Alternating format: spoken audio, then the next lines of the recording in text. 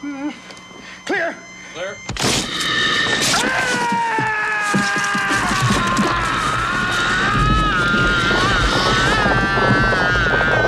When The Thing hit theaters in 1982, it was a total flop, panned by critics and rejected by audiences. But today, it's considered one of the greatest horror films ever made. What happened in between? From near-death explosions to shocking behind-the-scenes secrets, this film hides more than you think. Stick around to uncover the 13 weird facts about The Thing you probably didn't know. Fact 1. The mysterious beginning. The opening scene of The Thing starts with a frantic chase. A dog is being pursued by a helicopter in the icy Antarctic wilderness. But this is no simple hunt. What seems like a random misunderstanding is actually the film's first clue, subtly revealing the entire plot. The dog isn't just a dog, it's the alien creature, capable of mimicking any living being, setting the stage for the paranoia that will soon follow. The confusion is deepened when a Norwegian man, frantic and shooting at the dog, tries to warn the American scientists. His shout, "Get away from that dog! It's not a dog, it's something else," is unintelligible to the crew, and the language barrier keeps the audience just as clueless. This moment of confusion establishes the tone of The Thing: uncertainty, isolation, and distrust. And this is just the beginning. What happens next will make you question everything. Fact 2. The ambiguous ending. The ending of The Thing leaves us with one of the most hauntingly ambiguous moments in horror. As the credits roll, MacReady and Childs sit together in the cold Antarctic snow, unsure whether either of them is still human or if they've both been assimilated by the alien creature. This uncertainty creates an atmosphere of paranoia that lingers long after the film ends, with fans still debating the true nature of the two characters. What makes this ending even more fascinating is that an alternate version was filmed as a backup. In this version, MacReady is tested and found to be uninfected, giving the audience a clearer conclusion. However, Carpenter chose not to use it. He believed that leaving the ending unresolved added to the film's core theme. In a world of isolation and distrust, nobody is truly safe, and the line between human and monster is disturbingly thin. Fact 3. The cut scenes that could have changed everything. During the production of The Thing, John Carpenter and his team filmed several extended scenes that could have dramatically altered the film's tone and pacing. One of the most famous cut scenes was the box monster, an alien creature designed to burst out of the shadows and attack a character named Knowles. Though it was planned, the scene was never completed because Carpenter felt the complex effects didn't fit with the more grounded, realistic style of the other creatures in the film. There was also a stop-motion sequence showing the Blair Thing in its final transformation. But Carpenter felt it looked too mechanical, and so the sequence was cut almost entirely, with only a brief clip included at the film's climax. These decisions, though difficult, were made to preserve the tension and ambiguity that are central to The Thing's atmosphere, making it even more terrifying. Fact 4. Unseen behind-the-scenes challenges. One of the most iconic scenes in The Thing is when Dr. Copper tries to revive Norris, only for his arms to be bitten off by Norris's chest. Special effects artist Rob Bottin and his team worked tirelessly to create this terrifyingly realistic scene.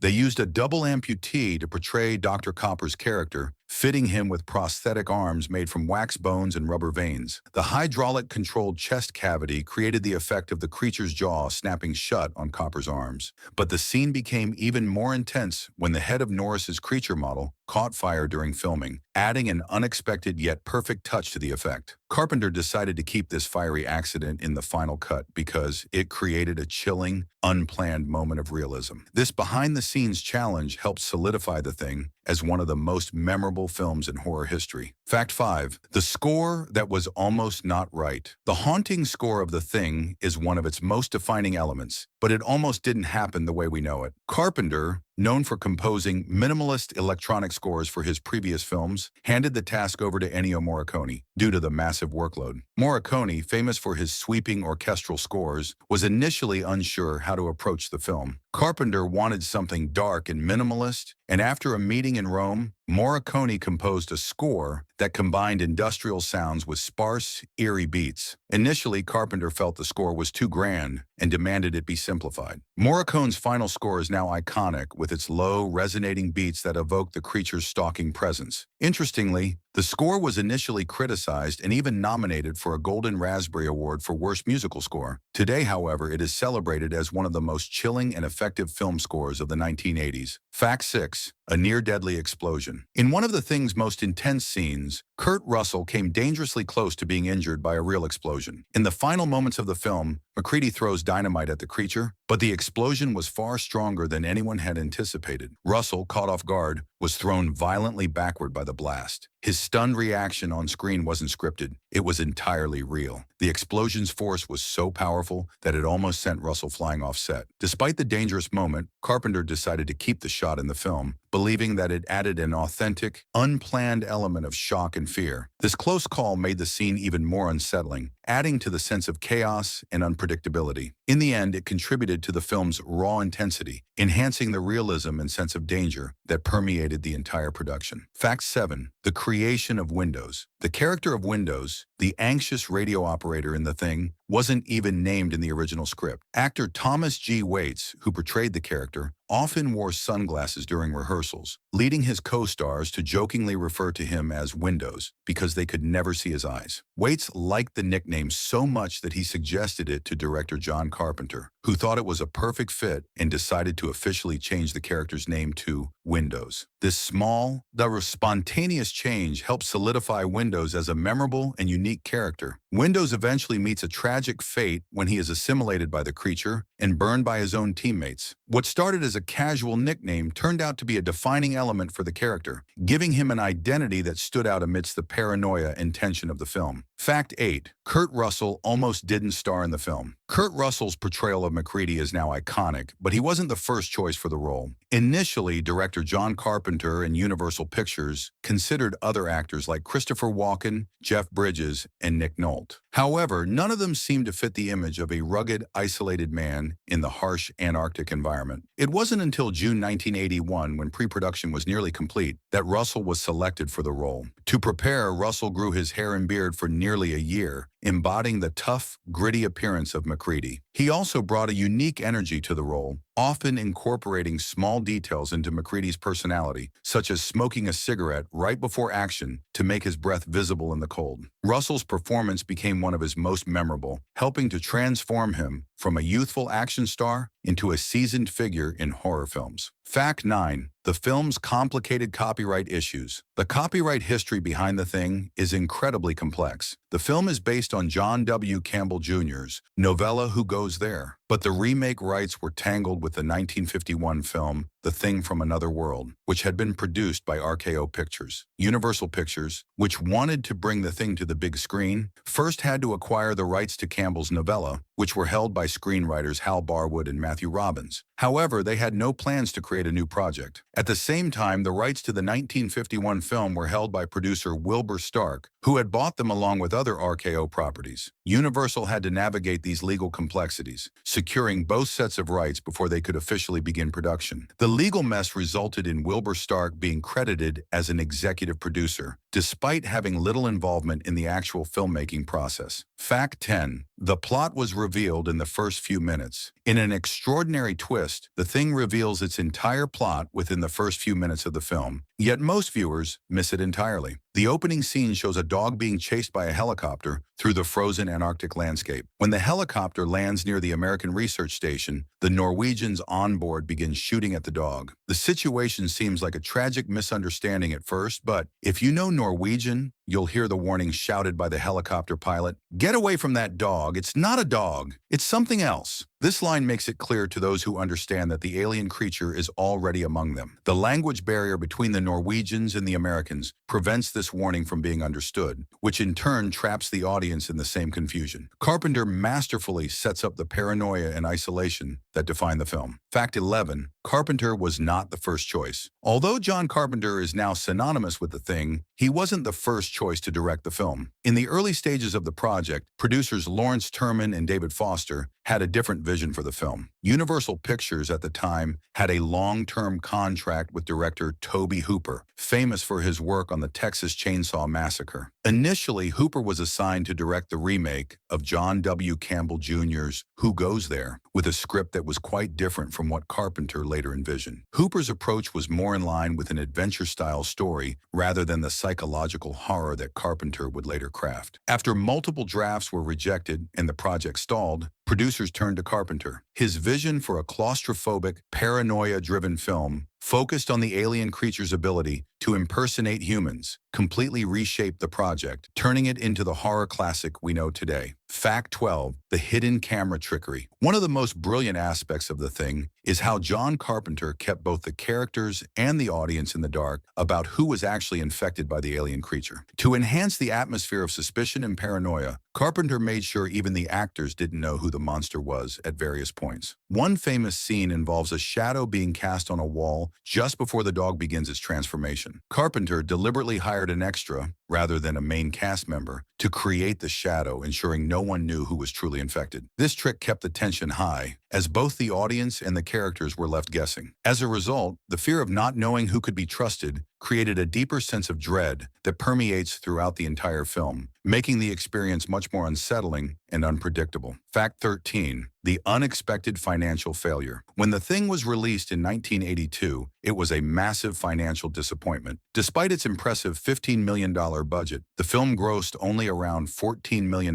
in North America, falling far short of Universal's expectations. One of the primary reasons for this failure was its release timing. E.T. the Extraterrestrial, a heartwarming alien film, had been released just 2 weeks earlier, and audiences were not ready for The Thing's cold, pessimistic tone. Critics were also harsh, with many disapproving of the graphic violence and dark themes. At the time, the film's gruesome, body horror approach was too shocking for mainstream audiences. Over time, however, The Thing gained a cult following. It was re-evaluated by critics, with many recognizing its groundbreaking effects, tense atmosphere, and psychological depth. Today, it's regarded as one of the greatest horror films ever made, proving that even the greatest masterpieces can struggle upon their initial release. Bonus fact, behind-the-scenes chaos. The production of The Thing was notorious for its difficult conditions, contributing to the film's raw and unsettling atmosphere. One of the most challenging aspects was the freezing cold temperatures the cast and crew had to endure. The majority of the film was shot in British Columbia, where temperatures regularly dropped below freezing, and the crew had to battle constant snowstorms. To make the cold feel even more realistic, Carpenter ordered the Universal Studios sound stages to be chilled to 28 degrees, 2 degrees, making the actors' breath visible on screen. The actors, who were already struggling with the extreme cold during the outdoor scenes, had to endure even more discomfort while shooting the interior scenes. Some even reported their fingers and toes going numb due to the icy conditions. Despite these grueling circumstances, the cold environment helped capture the film's intense atmosphere of isolation and paranoia, making the challenges worthwhile. From near-death explosions to hidden camera tricks, The Thing is full of shocking behind-the-scenes stories. Despite its rocky start, it has grown into one of the most iconic horror films of all time. What seemed like a failure at first became a masterpiece, proving that sometimes the most unsettling films are the ones that take the longest to be truly appreciated.